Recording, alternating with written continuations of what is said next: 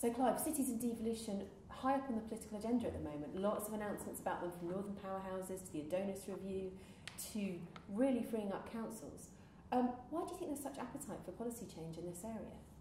I think there are a number of reasons. First of all, of course, we're a different country, the United Kingdom, to the one we were a few years ago. Scotland and Wales have had devolution. Assuming Scotland votes no, they're promised more devolution. Indeed, the political parties are going further now and talking about real devolution, not merely of power, but of fiscal responsibilities to the Scottish Parliament and the Welsh Assembly. So you can't leave the rest of England untouched. So how do we do with the rest of England? I think it's a big question. Regions are really off the agenda. Regional assemblies aren't going to come back. We're not going to have an English Parliament.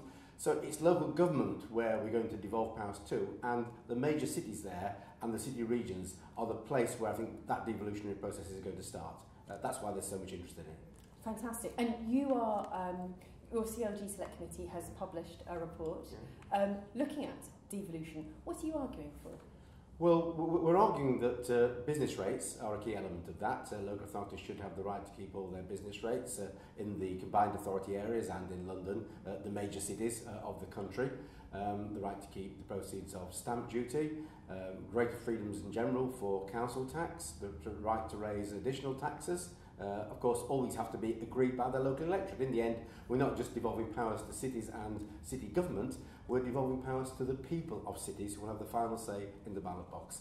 And we want eventually to look at whether maybe some income tax and VAT decisions and certainly the fruits of VAT and income tax should automatically be passed down to cities, because they're really important places and the people in them are what's going to create the wealth of this country.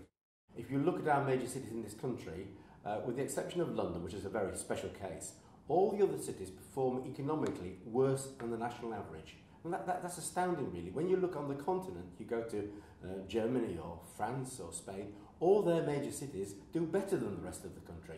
There's something wrong there, but of course in all the other countries, cities have greater freedom to raise taxes, to spend their money, and to do it to enhance local growth, to invest in infrastructure, and really get things happening in their cities. We've got to do that in this country as well. We can't be the odd one out in Europe.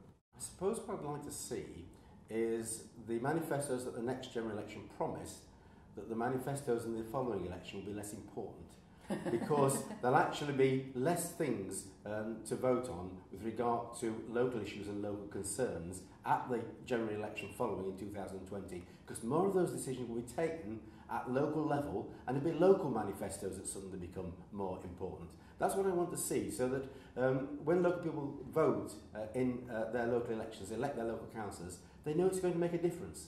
You hear so often now people saying, well, it doesn't matter who we vote for at local level because we know the councillors have to do as they're told. That's really an awful state of affairs. So I want the National Manifesto to promise to transfer powers from the centre. We are the most centralised country in Europe now, England is.